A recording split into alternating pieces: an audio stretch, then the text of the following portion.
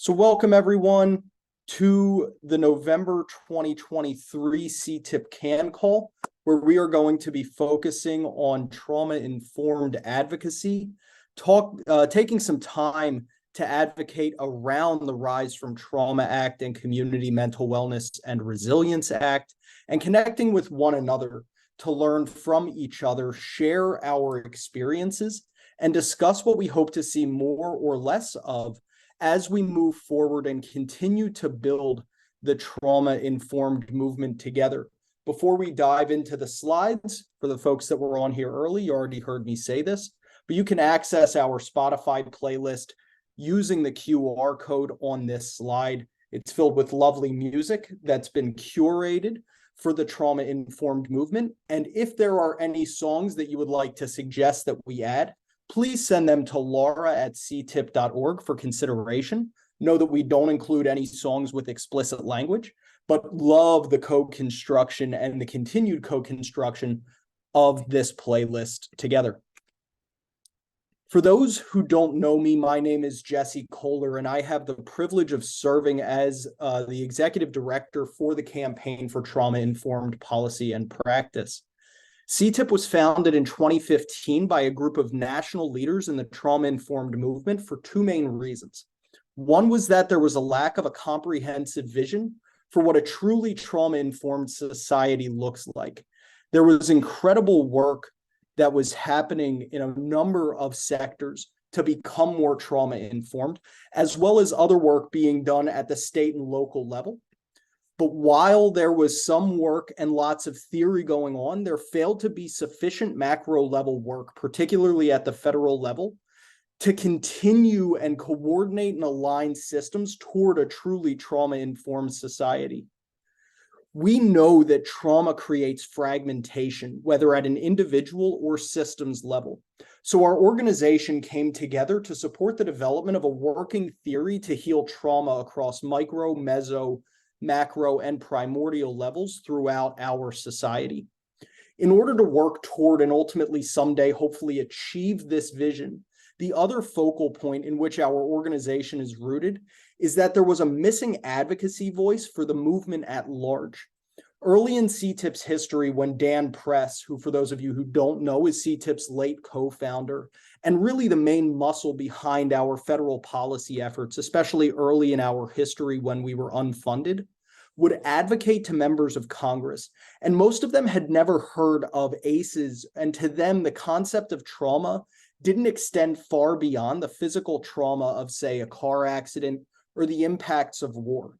This narrow understanding impacted the types of policies that were being introduced, and often failed to address the root causes of the problems our country faced and is still facing today, as we know that patchwork policy is not going to turn the tide sufficiently toward a better future.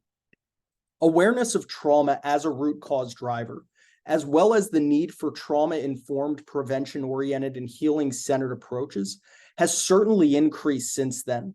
However, there is still a massive need to improve investment and meaningful implementation of truly trauma-informed policies and practices.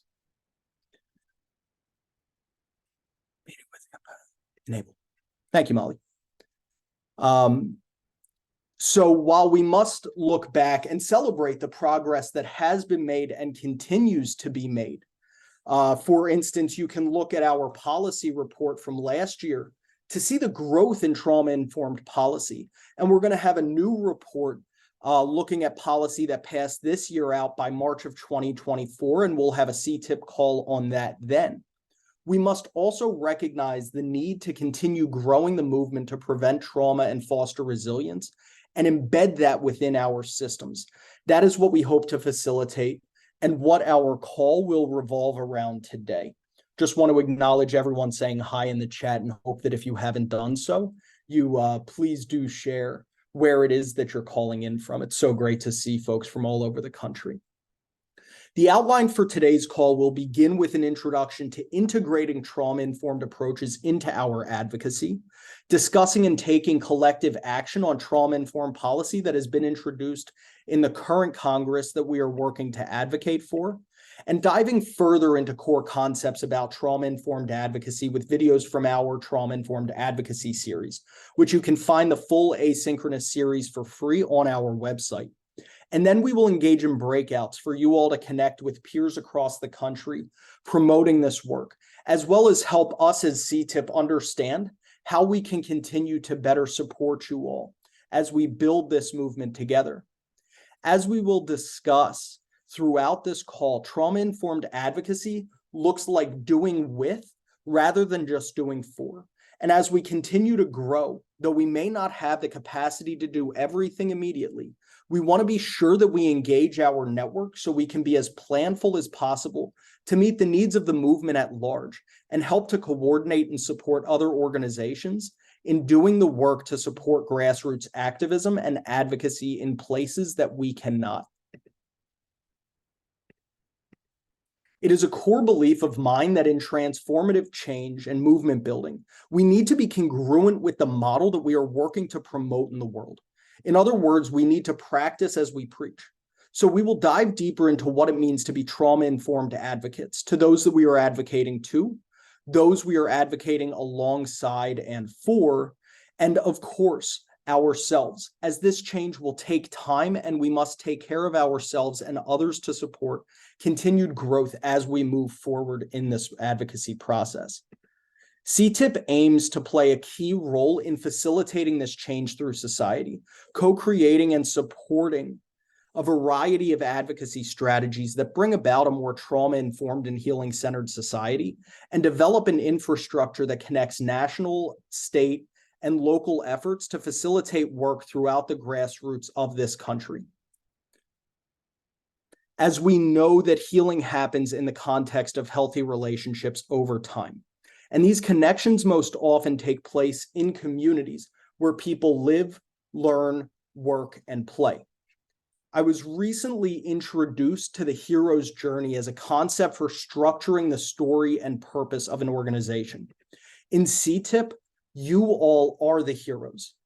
In our pursuit to change policies and practices with the hope of transforming society for the better, those who come to this movement, whether it's because of their direct lived experiences of trauma or secondary and vicarious experiences, or for many of us, like myself, a combination of them, and contribute their voice to efforts to facilitate and propel change toward a better future, that is why CTIPP exists, and why we will continue to build upon the foundation of work to promote trauma-informed advocacy, cross-sector coalitions, and education and resource development.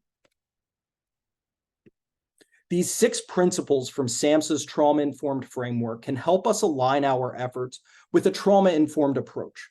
We need to recognize that when we are advocating to politicians, their staff, business leaders, and other community members and potential partners in this work, they face a tremendous amount of stress. Knowing the power of parallel process, remaining regulated in meetings will also support co-regulation, which could help create openness and greater receptivity to those that we are advocating to. This does not mean that we don't hold them accountable to their constituencies, as that is the work of the position. We need to remain firm and open about our commitments to what we know would create a stronger society and promote healing. But meeting them where they are is a wonderful way to show the power of trauma-informed approaches as we mobilize to get their partnership in this work. Recognizing that your meeting may be one of more than a dozen that they will have that day. Taking time to build relationships and see how they are doing, and remaining regulated throughout the meeting while holding firm ground in our commitments are all ways that we can model the model in individual advocacy meetings. Following up, asking what you can do to support them in following through on the things that have been discussed continues to build the relationship and offers opportunities for collaboration. These strategies, along with many others described throughout the advocacy series developed by our wonderful colleague, Whitney Maris, who is currently engaged in ongoing professional development this week, so couldn't be here, but otherwise she would be the one speaking with all of you today. Promote an integration that creates conditions of safety, trustworthiness and transparency, peer support, collaboration, and mutuality. Again, you will hear a bit more from Whitney about strategies for these meetings in a bit from a segment of CTIPP's Trauma-Informed Advocacy series. Another key consideration that integrates trauma-informed approaches into our advocacy is how we collaborate and build partnership with other advocates. Advocacy alone can be isolating and can lead to burnout. Many advocates feel this way, so there is tremendous opportunity for connection and relationship building that can reduce these feelings of loneliness. But the intentional ways in which existing power structures work to promote division and disempowerment to maintain the status quo can be undone through intentional work and partnership building. Partnering with others helps to build power, as we are generally stronger together than we are apart. Engaging with people with diverse lived experiences helps to ensure that we are promoting strategies that are best for the variety of communities that the policies that we advocate for ultimately impact. In addition to enlivening the trauma-informed principles described above, this also helps to create conditions of empowerment and uplift voice and choice, as well as take into account cultural, historical, and gender issues. We will also hear a segment from Whitney in our advocacy series around building power and momentum and engaging in anti-oppressive frameworks. In addition to the 6 principles on the screen, which broadly describe trauma-informed approaches, cultural humility helps us recognize that different values are also critical to different communities and cultures. We live in a big and diverse country, so there are likely values that will also be integrated into different trauma-informed approaches in different areas. This is not an ending point. The questions on the screen help us consider ways to integrate trauma-informed practices into our advocacy work. And of course, we also recognize that in addition to integrating trauma-informed principles into our advocacy meetings and partnership development, we also need to take care of ourselves as advocates. Different people have different strategies for collective care and self-care, and we encourage you to take care of yourselves through the advocacy process. Too many folks in the trauma-informed movement are so generous that they may leave themselves in vulnerable positions. I know that I can be guilty of this myself. The passion that drives this is admirable, and we will continue to work on generating support at interpersonal and intrapersonal levels to maintain our well-being throughout the process toward transformative change. Just a note, this slide starts with heavy conversations about the current state of the world, but will lead toward hope of what our movement is working toward. We have needed trauma-informed approaches for a long time. This growing movement is gaining strength and has emerged because of unmet needs that have failed to be addressed otherwise. While this work has been necessary for longer than I have been alive, we need it now more than ever. Global conflicts leading widely to traumatizing and terrifying in their own right are leading to increasing ostracism and oppression amongst various groups elsewhere in the world. Cascading extreme weather events and other climate-related disasters have taken so many lives, destroyed so many communities and homes, and threaten to continue for the foreseeable future at least, even if more sufficient action is taken. All the while, we are falling further into debt. At the current moment, we are nearing $34 trillion in national debt without a strategy to see our way out of this in the future. At the same time, in the United States and elsewhere, our two parties continue to become more divided, which can make it difficult to communicate across party lines. It's important to note here that the trauma-informed movement is one of only a few truly nonpartisan movements, as trauma impacts all communities regardless of political preference. Right now, there is increasing rigidity and a nationalization of local politics. In the future, we will discuss these issues at greater length, but this increasing fragmentation and its rigidity are indicative of systemic trauma that continues to go unaddressed and be further inflamed. This all illustrates why our modeling the trauma-informed model in our efforts to achieve transformative change are necessary. We are bringing about healing that is otherwise not happening and opening up opportunities for new ways of thinking, being, and doing at all levels of our society. CTIPP believes and has believed for a long time that we need to focus national and state efforts on creating conditions of empowerment and safety so that communities can truly thrive. Localizing efforts while coordinating and aligning systems that sustain and support work to reweave the community fabric across our country is a more trauma-informed approach. True democracy is an antidote to trauma in that it relies on regulation skills and being able to really listen to people from varying perspectives and value diverse lived experiences. It also integrates the lived experiences of people who have been impacted by systems to support the continued improvement of those systems, which both makes biocratic systems stronger and brings meaning to harmful life experiences, which is why advocacy itself is a tenet of healing-centered engagement. Working toward trauma-informed policies, engaging diverse lived experiences and cultural wisdom for community action, and broader governments creating capacity and conditions for this to take place is not a fantasy. In fact, it has been proven to be some of the most effective policy that we have ever seen introduced. The work of Washington State's Family Policy Council from 1994 to 20... I heard, Molly, thank you for the quick note in the chat. Can I get a quick thumbs up if that works better and the slides are no longer cut off on the, my bad, everybody. I'm so sorry. We're all still learning how to do Zoom, I suppose. Thank you so much. All right. Back to the slides. So like we said, these policies that embed true democracy, that create conditions at a community level are not a fantasy. We have seen them work. The work of Washington State's Family Policy Council from 1994 to 2011 has become known as self-healing communities, made famous by a report out of the Robert Wood Johnson Foundation highlighting its process and outcomes.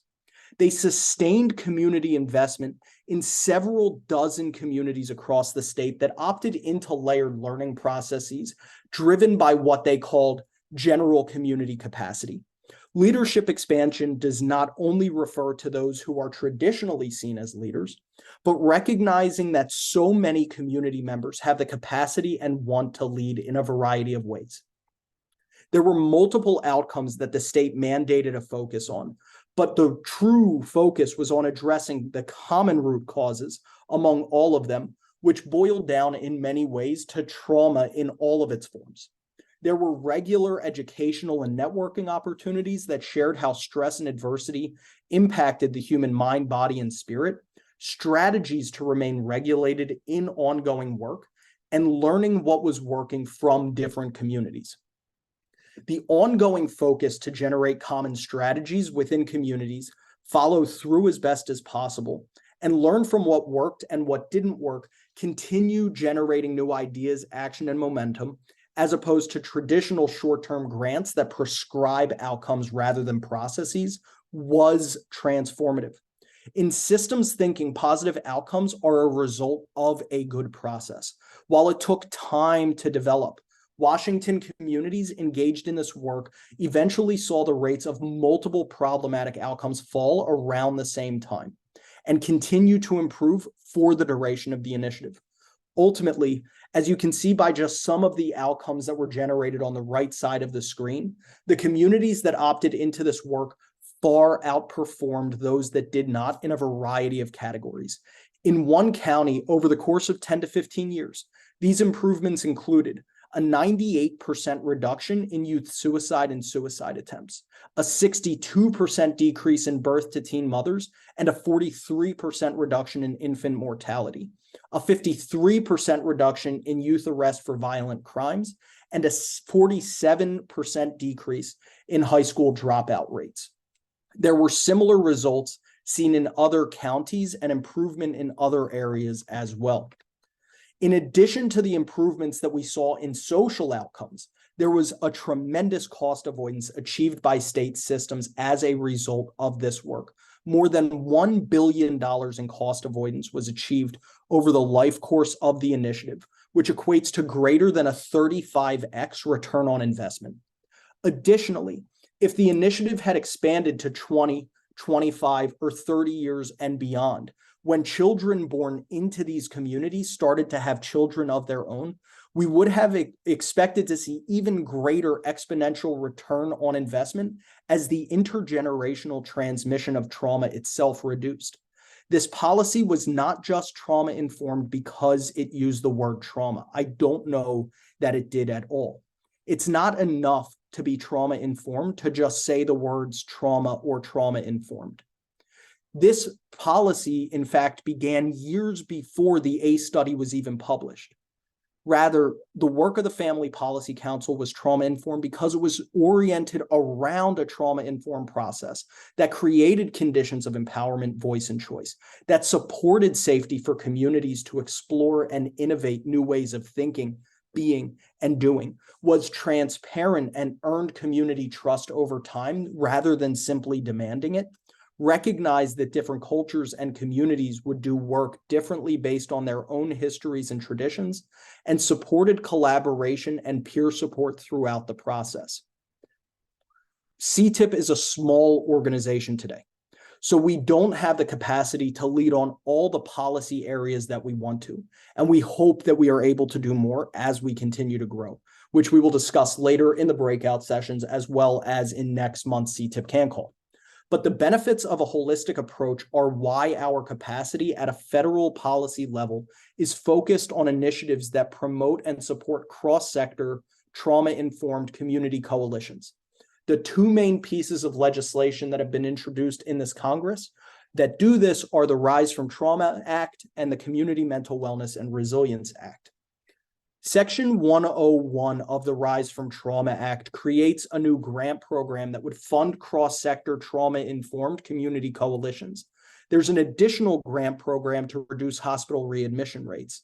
The bill also includes training for a variety of frontline service providers, such as educators and first responders, as well as reauthorizes elements of the Support Act of 2018 that have sunset after 5 years, such as the Interagency Task Force on Trauma-Informed Care, which for those who were at the CTIPP CAN call last month, you all heard about the work that they've done so far. The Community Mental Wellness and Resilience Act creates a different grant program that supports community-led coalitions in generating population-level resilience through public health approaches to prepare for extreme weather events. As discussed earlier, extreme weather events are becoming more predictable, and our government's approach to supporting communities around widely traumatizing events is overwhelmingly reactionary right now. The CMWRA would generate upstream approaches to generate capacity, including connections, resources, and skills to get through and rebuild communities following disasters more effectively and efficiently, thereby further reducing harm than traditional efforts. And of course, we hope that there is not a widely traumatizing event that impacts a community, but these investments still better position these communities to deal with existing traumas. The QR code that you see on your screen will lead you to a blog post that includes easy ways to reach out to your senators and representatives about both of these bills, which you will see as orange buttons in the blog post, as well as a communications toolkit and other resources that support advocating for trauma-informed policies and generating work around cross-sector trauma-informed community coalitions. I'll say that again in a bit, because we're going to move on to this slide, and this is going to be a main part of our CTIPP CAN call today. We are going to take 5 minutes together to call our federal legislative offices in support of these bills while we're on this call together. I know that this can be scary, but we are here together as a community of support. As discussed earlier, we are not alone in this work, and we hope that makes this process easier for those of you who may be nervous about this. For those of you who prefer not to call, we totally understand that. And you can still take action on that blog post from the last slide, which Laura is going to put the link to in the chat again, where you can quickly and easily send messages to your members of Congress. In that blog post, there are the 2 orange buttons for easy action. One is for RISE and one is for CMWRA.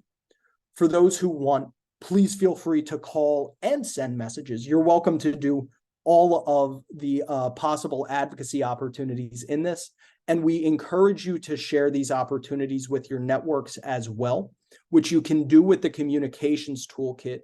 You can find that communications toolkit in the same blog post under related below the main text. The toolkit is the first link, and you will see other relevant links for you to explore there as well. We know that some folks are wary about the difference between lobbying and advocacy. So before we jump into calling our legislators, we just want to sort of pad that it is only considered lobbying if you actively ask someone to vote in a particular way. If you want to just educate a staffer or elected official about what a bill says, that would be considered advocacy. So if you're worried about lobbying for any reason, but would still like to call, where the script says, I'm calling today to ask you to support the Rise from Trauma Act and the Community Mental Wellness and Resilience Act, you can instead say, I am calling to inform you about the Rise from Trauma Act and the Community Mental Wellness and Resilience Act. And that should ensure that this doesn't cross the line and you are just advocating for these bills. Also, as individuals, we generally don't have the restrictions on advocacy versus lobbying. We recognize that for some folks in our network, there may be contractual obligations that do restrict this, but these restrictions generally exist for certain organizations and are more around dollar allocation. Nonprofits, for instance, have lobbying restrictions where they cannot spend more than a certain amount of their budget on lobbying. This amount depends on the size of the organization, but for an organization like CTIPP with an operating budget under $500,000, this amount cannot exceed 20% of our annual budget, or what is deemed a significant portion of the budget. So if you're worried about lobbying restrictions, you can also not mention your organization, which you'll see as an optional line in the script, and make this call while not on the clock and reflect your time as a constituent rather than as an employee of your organization, which I hope also helps to alleviate any anxiety around this if you want to engage in this action. We don't want you to feel pressured to call if you don't want to. So no worries if you don't want to now. You can send messages or share with the communication toolkit with your network. If you speak to a staff member, they may ask you to verify that you are a constituent with your address or zip code.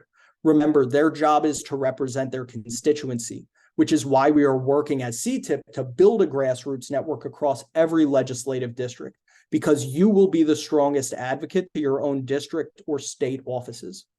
Also remember that you may be speaking with someone who answers a tremendous number of phone calls every day.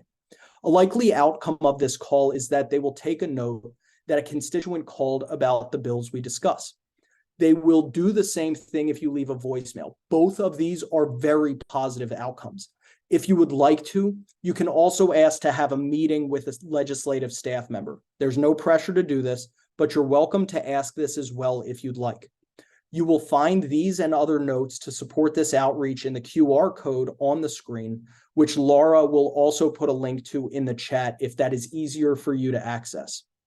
At the end of these 5 minutes, regardless of whether you call, send a message, share with others, or any or all of the above, we hope that you see that you can do this, that you are supported by a national network of advocates, and hopefully that it is perhaps easier and more exciting than you expected.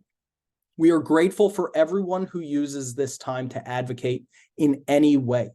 When we come back together, we'll play the videos from our advocacy series where Whitney will share more about the engagement pyramid, and at any level of engagement, know that you are helping to make a difference. We will start the 5 minutes very, very shortly. Keep yourselves on mute during this time. Feel free to write done or anything of the sort in the chat when you are finished. And when we come back together, we will dive deeper into trauma-informed advocacy concepts. If the call takes longer than 5 minutes, feel free to keep engaging in your conversation. We'll be here when you get back, and know that all CAN calls are recorded. If your conversation does not take 5 minutes, we encourage you to read the blog post and associated links, or just take the additional time for self-care or anything else you either need or want to do right now. Okay, I'm going to go on mute now and make my call. I hope that you all do the same.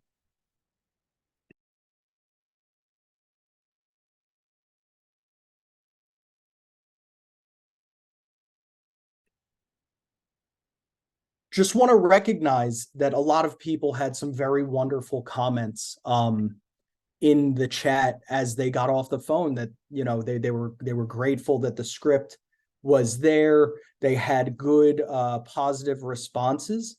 And again, if you had no response, that is okay as well. Again, those easy action links can be helpful. Very, very much appreciate all of your action around this. And so we'll go into the second half of the call. I was told that there was some form of like a sticky note or something that was blocking part of the screen. Is that still there, or can you see the whole screen as well? Yeah, we can see the screen is something that's, or maybe it's a plant that's slightly there. Oh, gotcha. Is that better? Yep, perfect. Thank you, AMAC. Yes, I do have a tiny tree. Not that anybody needs to know, but as our little brain break, it's my little tree bringing a little bit of greenery to DC that sits right behind the computer. So to the extent that that gets in the way of the script or call, my sincere apologies. I think that I just did more harm than good by showing that. But our little brain break of the day was the introduction to Money Tree, who is growing very nicely. We hope that that brings continued monetary success to the entire trauma-informed movement as well, which is why we put that there. But moving forward, again, thank you so much to everyone who participated in that activity. We greatly appreciate it. And again, believe that advocating in partnership with all of you as we continue to build this movement is necessary to achieve policy and practice change at every level, coordinate and align efforts in truly trauma-informed ways. And we promise to continue to work to create conditions of empowerment and generate resources that support you all as we continue to move and grow forward. Before we get into our activity for this call, for all of you to connect and share your advocacy experiences and share what you feel CTIPP can do more of moving forward to better support the movement, and or what things we are already doing well that you would like to see more of. We are going to take some time to watch a few clips from our trauma-informed advocacy series that support trauma-informed approaches to advocacy. After these 4 clips, that will outline a few considerations around approaches and engagement, we will share the link to the full series, which is free on our website, that you can watch to develop your own strategies, strengthen work around policy and advocacy, and hopefully help to increase confidence as we continue to grow this movement in the future. The first 2 videos are Whitney discussing different ways to bring trauma-informed approaches into our own advocacy practices. So many resources about trauma-informed approaches on a theoretical level. However, there's a lot of confusion as to what it entails in practical terms. Many people associate a trauma-informed approach with individual level or clinical work, yet that's only one part of the broader framework. So we hope to demystify what trauma-informed praxis may look like in the context of policy advocacy. On this slide, we've adapted a chart created by the Institute on Trauma and Trauma-Informed Care containing system and relationship dynamics that are often experienced as being re-traumatizing. As we do our advocacy work, it's critical to remain attuned to these themes because it informs what we are looking for when we notice problems and devise solutions to propose. The fact of the matter, though, is that so many of us are brought to this work because of our own experiences with trauma and adversity. So paying attention to how these themes can also show up in the organizations and groups through which we advocate is vital. We each are accountable to ourselves and others for how we choose to respond, and modeling the model of being trauma-informed and trauma-responsive means that we intentionally act in ways that acknowledge the prevalence of trauma and seek to use that framework to avoid re-traumatization. This slide provides information on how that actually happens. The core values and principles of a trauma-informed approach each serve a purpose in neutralizing the environment so we can, at the very least, not make things worse when we interface with people, groups, organizations, and communities that have been impacted by trauma. I hope that the sound was okay for all of you. Were you able? Wonderful. Very, very glad. So building upon that last point in the that's one, I always get nervous with Zoom and technology. So very, very glad that that is working well. So building upon the last point in the previous slide, we skip forward a bit in that same module to explore what the intersection between trauma-informed and anti-oppressive approaches look like. Learning about oppression is a lifelong personal journey through which we can strive to learn about issues and perspectives we aren't aware of and of ourselves. We all have biases that we aren't necessarily always mindful of. Trauma arises not only as an experience of isolated violence, but also from compounding hardship, systemic oppression, discrimination, and significant hardships that people who've experienced trauma face.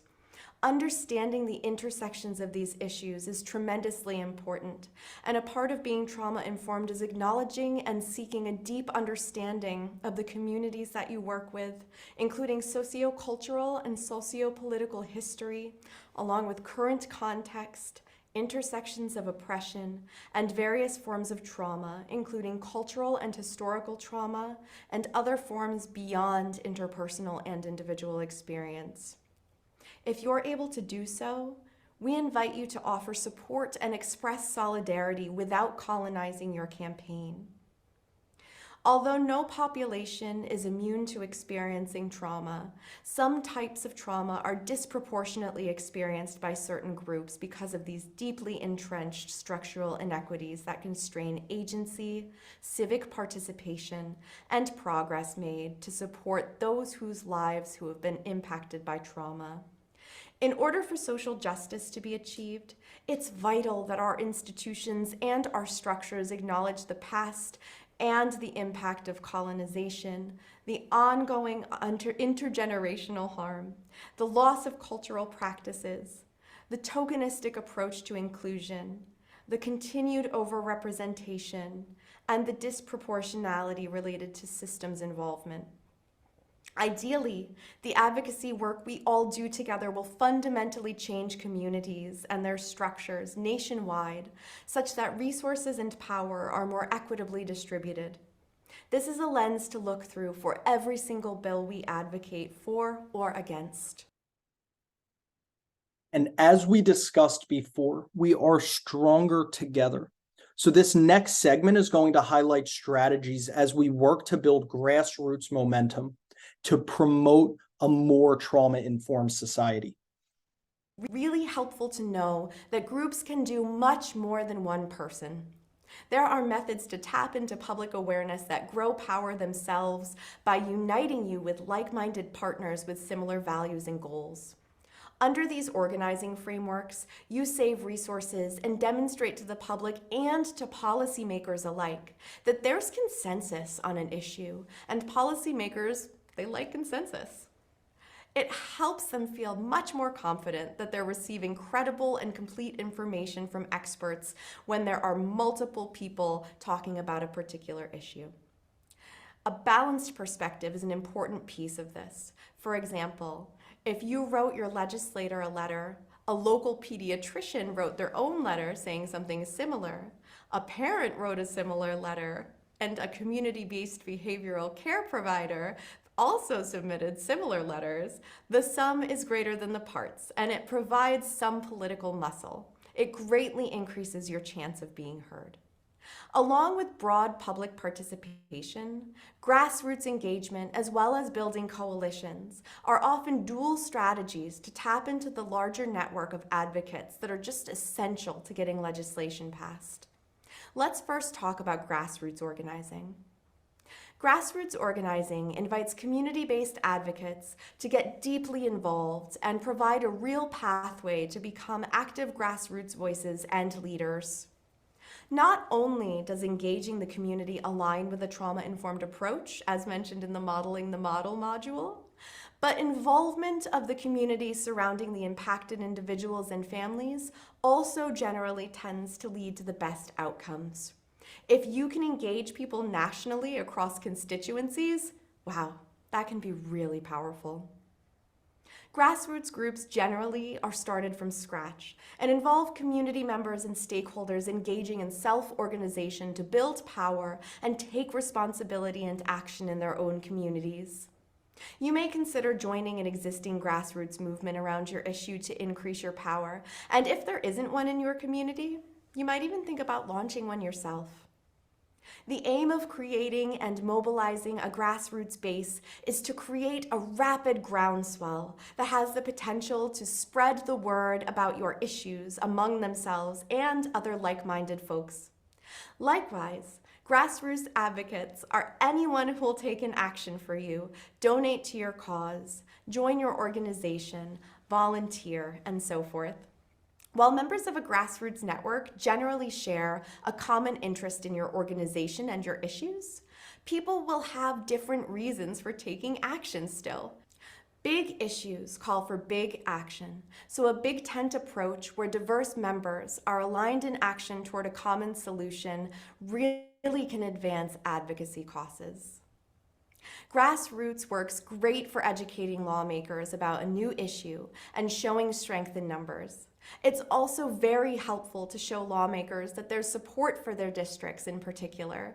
If, for example, a bill is introduced and your legislative priorities fit in, so you've set a goal to get more co-sponsors, you could send out a grassroots action alert to cover a lot of bipartisan ground across the entire country.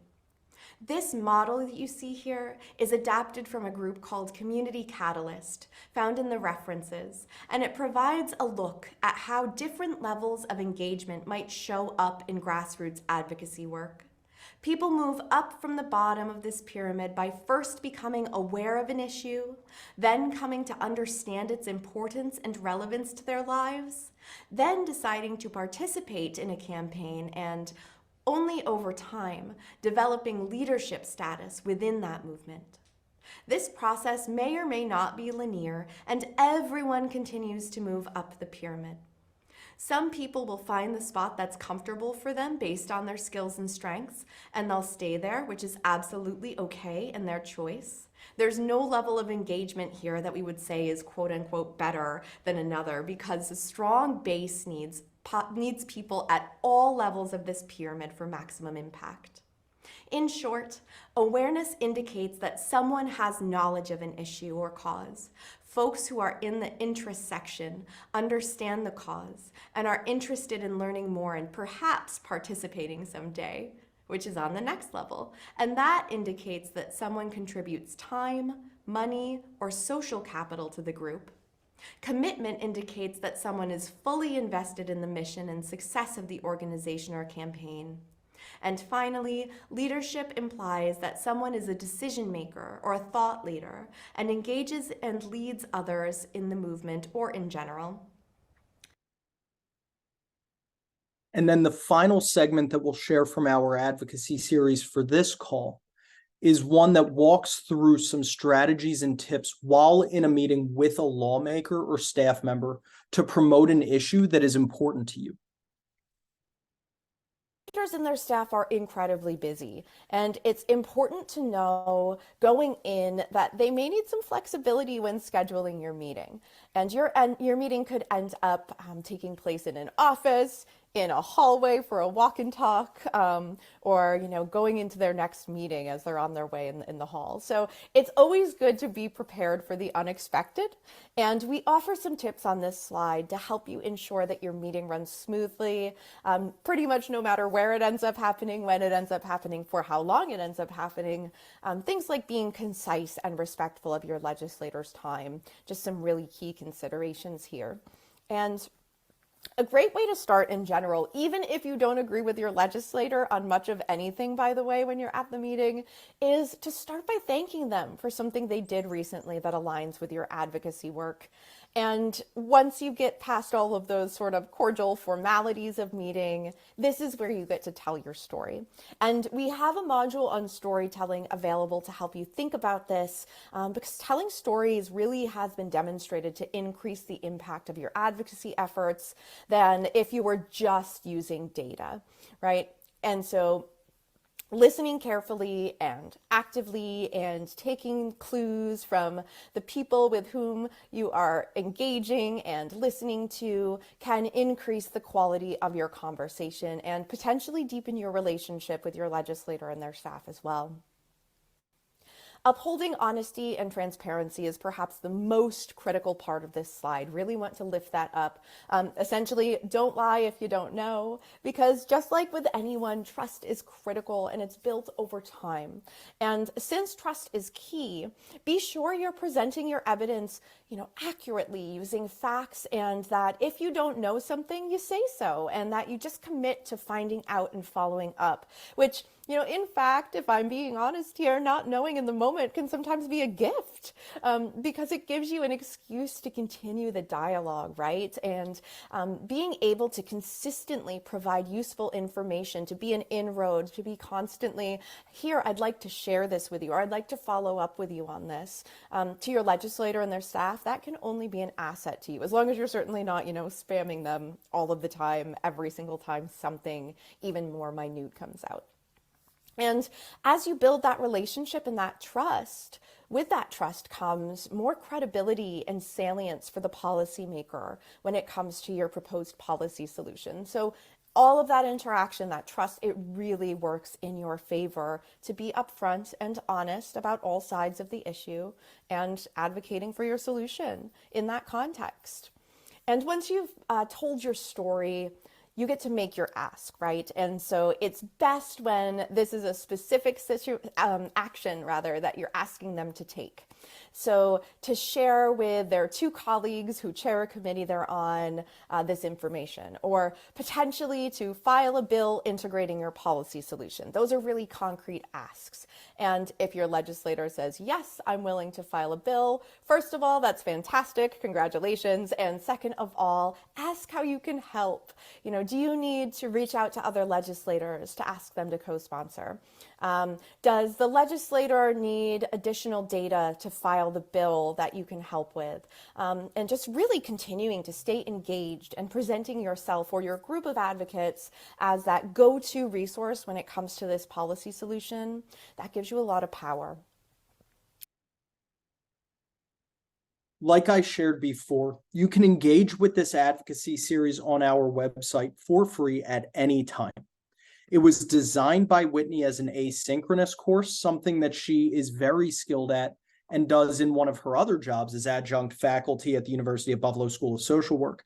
And also there are corresponding activities with each advocacy workshop that will help you and others engage with each of the lessons as you go through the series and build your own advocacy strategies. So you can use the QR code on the screen right now or the bit.ly link to get there. The 9 sessions, helpful together or individually depending on your needs, include an introduction to the series and to trauma-informed advocacy, processes of policymaking and legislative action, developing an agenda, identifying and preparing to engage with targets, how to build power and momentum, building and sustaining relationships with policymakers, storytelling for advocacy, meeting the moment, and modeling the model.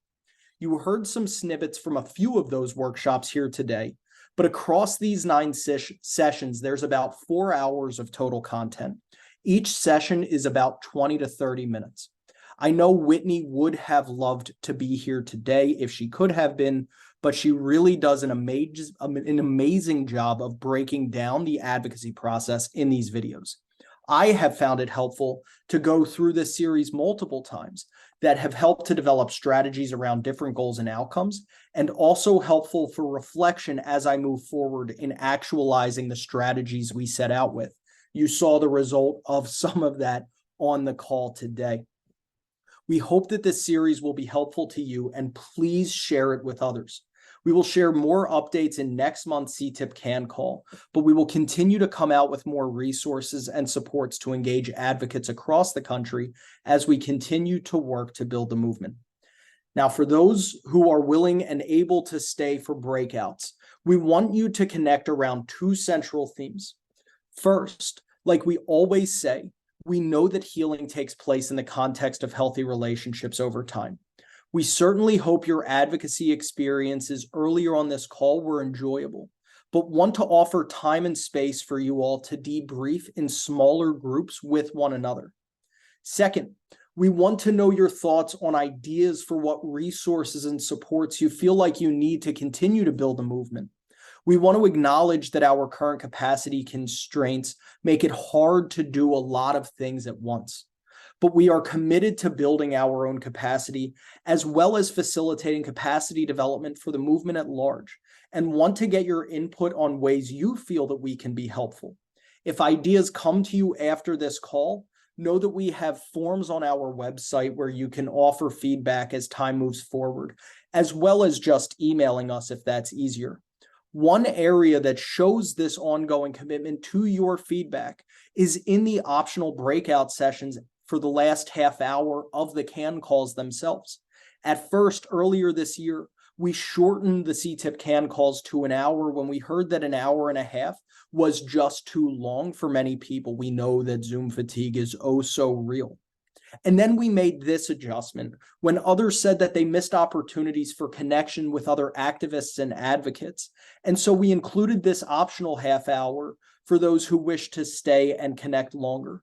Very genuinely, we value your input. For each group, while you're in the breakouts, please assign a note taker to report back on some key discussion points when we come back together as a full group. We don't need to know the minutia of the discussion, as we want to hear key notes from each of the groups, but please have someone from each group who will be ready to share some of the key points that are discussed in your breakout rooms. Before we go into the breakout groups, we ask folks to remain mindful to these community agreements as we look to create conditions of empowerment and safety for all participants. Everyone has a right to participate as well as pass on any topic. Demonstrate mutual respect by actively listening to those who speak. Respect various perspectives, even if they differ from your own. Share the floor so everyone has a chance to participate. Engage with curiosity and compassion rather than judgment and shame. This process is about connecting with one another, not convincing others toward our way of thinking necessarily. Be inclusive in our language and how we take and make space for each other. Speak from our own experiences. Engage in ongoing self-reflection and self-care. And as we have discussed throughout this presentation, do our best to model the model with one another. I'm going to go ahead and open up the Zoom rooms. I'm going to need to reformat them, as we have seen very frequently in the last half hour of the CAN calls. A lot of people drop off, and so I'm going to go ahead and recreate these rooms. So there should be 4 or 5 folks in each room. And we're going to have 15 minutes for these discussions. And we look forward to being back together before the end of the call. If you have any questions or concerns while you're in your breakout sessions, feel free to message us or come back to the main room. We're going to be here to support you as best as we can. I'm going to go ahead and open the breakout rooms now.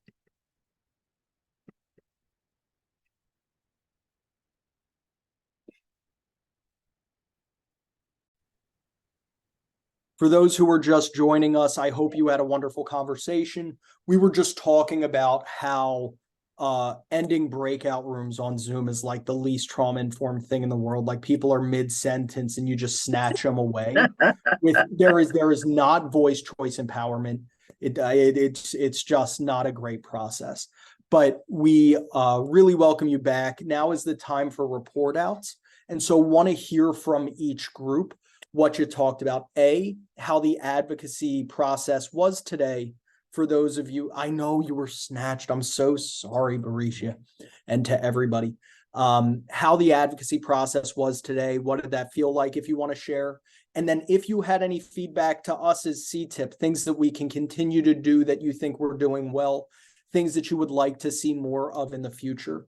We want to hear all of that. And so I don't know if folks assigned like folks to report out. But if someone from each breakout session wouldn't mind sharing, we really look forward to hearing from you.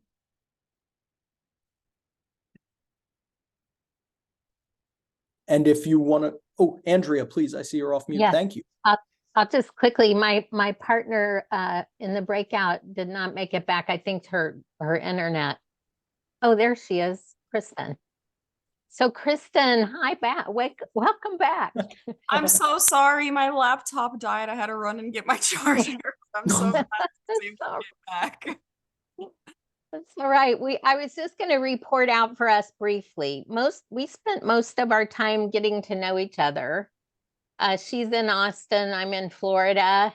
We did compare a little bit of notes about the political climate in both of our states.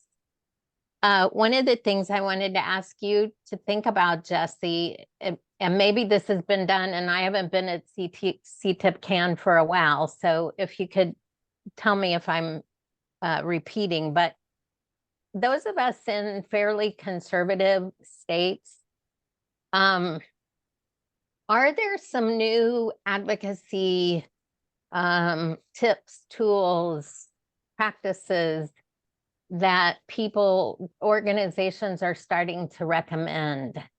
You know, I've been an advocate, a health advocate for probably 30 years now, 35.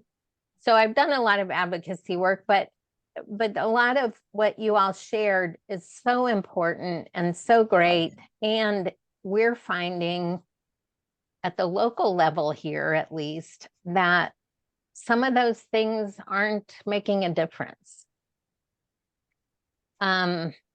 You know, building grassroots coalition, very effective in the past, in my past work, just ignored here at the local level.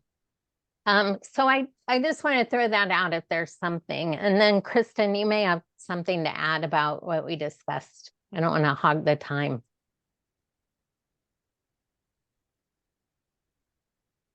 To have a think. I guess for me, it's being able to appeal, like she said, in a new way, knowing that perhaps the legislature's vested interests are elsewhere, but being able to appeal in a way that demonstrates the betterment of the entire community, not just as they may see asking for a handout or something like that.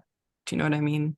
Yeah, appreciate both of you sharing that. And that's so powerful and important. We saw the one funny chat comment right when someone was listening to Whitney's piece about, I don't know what I can even thank my representative for. And there was some good content around, well, you know, it might be around social media protections. There's probably something, but we know that not all districts are created equally, right? And again, that growing political divide can be so challenging for us as advocates. Two initial thoughts, and then we will do more. And I want to hear from other groups as well, but appreciate this. One is that we had Iowa ACES 360, I want to say it was like December of 22. But there was a CTIPP CAN call where they presented out on a communications guide that they developed to better talk about these issues to their representatives. And Iowa is a more conservative state as well. And so that may be a helpful resource, and Iowa ACES 360 can even expand on that. Maybe we have them back on. And then the other thing that we'll be doing more work on, we traveled out to Iowa. Wendy was where Jared and I were, but we did a de-radicalization campaign session where we were, we are working on strategies around de-radicalizing the two polarized sides. And so we hope to be able to do more of that. And so appreciate that feedback. Again, need some capacity to make sure that we're doing that in a thoughtful way, but we'll absolutely try to bring more of that content to the network at large. I know that I've already talked to Jared about doing a broader webinar, as well as doing more of those events. And so appreciate that feedback. Just wanted to give those two resources that might be helpful and something to look out for. So appreciate that very much. Thank you. Thank you. Thank you. Is there another breakout room sharing what you all discussed, what your thoughts are? I'll volunteer. Oh, sorry, Sue. We got Go Lynn ahead, Lynn. and James. Go ahead, Lynn. Go ahead, Chaplain. No, you go, Lynn. I'm gonna get in there. No, Okay, no okay. worries Well, about that. well, besides Ashton and I doing a little bit of chatting about who we were, right on point with what Andrea and Kristen were just talking about is understanding that maybe our congressional representatives don't have an open mind to what we might want to propose, or they don't know and haven't chosen to learn more. And that maybe an approach could be, if you can't find something positive to say about what they did, is to say, we have this program in our area and we would love to invite you to our organization to meet with your constituents and see what they're doing. I know when I live in Michigan now, but when I lived in Florida, we were blessed by having Senator Nelson, and he loved our area. And when I met at his office with National Council and Juvenile Family Court Judges Days on the Hill, his folks listened, but then he sent people to our area to attend meetings. And if somebody isn't of your ilk, they may want an opportunity to take a picture or something in your group and maybe learn something. And at the same time, you're getting some message across of this is what we're doing and this is why we need it. And as Ashton was pointing out, who doesn't think that the wellness of our community matters, that that your constituents should be concerned about health and wellness? And we can try that approach particularly and move on from there as to the things that are going on. But everything you put in the QR to help us, guide us in making calls, spot on. Thank you. And just keep doing these monthly meetings. We like them. And the breakouts, very helpful. Ashton, did I cover it? Okay. So glad. Thank you both very much. Thank you. Chaplain James? It seems to be a lot of people from Iowa here that know of the situation there. Yes. Cause there was a person in our group, and she talked about, what was that, the Iowa 360 thing you talked about, and how well that it was doing and things like that. But one thing I saw that is, she feels that there need to be laws in effect to do things right. And you know how I feel about that. I feel the people doing right first, then pushing the laws would be the best way to go. Because, like, laws will take forever to get in effect. What are you going to be doing while you're waiting for them to come into effect? You do the right thing starting now, and you begin, and then inform the people, then everyone start doing right, then the laws will change. That's just my personal insight into it. Appreciate that, James. Yeah. Linda, did you have something to add on? No, I was going to agree with what Chaplain said. Because we need the people. The people have to be a part of it before we can do anything else. And so we can move on that. But it's not that easy in my environment to pull those folks together. Oh no, it's never easy. It's always difficult, but it still must be done. I totally agree. I totally agree. And I see Wendy is here. So Wendy, can you kind of speak to that? Speak to what part, Linda? Yeah, speak to what folks part? Together. Oh, pulling yes, folks together. Yes, pulling folks together. Well, the person who spoke about how the grassroots coalition used to seem to be helpful or good or had, would gain momentum and have some power, but now it feels like it's ignored. I heard that. That made my heart hurt a little bit. I can relate to that. And I can also relate to feeling like the gap between what my community is doing and the standards that are the translation of the SAMHSA standards for a trauma-informed workplace or a trauma-informed culture environment are a long ways away. And if you have anything to say about that, Linda, I'll let you chime in on that. It feels like a lot of lip service is done, but genuine lifting up of lived experience, true diversity. and not just tokenism feels like a long ways away. That's yes. But that doesn't mean we're going to stop. We continue on, and we just envision different kind of ways of doing that. True, right? That people are going to be receptive to. I'm glad you said that, Linda, because I'll say one more thing. It seems to me then that grassroots coalition that we're going to try to do again. Yes. Okay. It's for self-care. It's for us. Yes. As much as anything else. Right? Yeah. It's always helpful to be in a group. I know that I feel that each month when we have these calls. For folks, I am genuinely curious if these breakout rooms do help to create a greater sense of connection and just create those opportunities for engagement that at least reduce the amount of burnout as we continue to push toward transformative change. I see a lot of heads nodding. That's wonderful. Thank you. Thank you, Linda, Chaplain James, Wendy, for sharing all of that. Are there other groups that want to report out? Yeah, please, Sue. Okay. Yeah, we had a group that a lot of us are advocating in different ways, are learning about advocacy.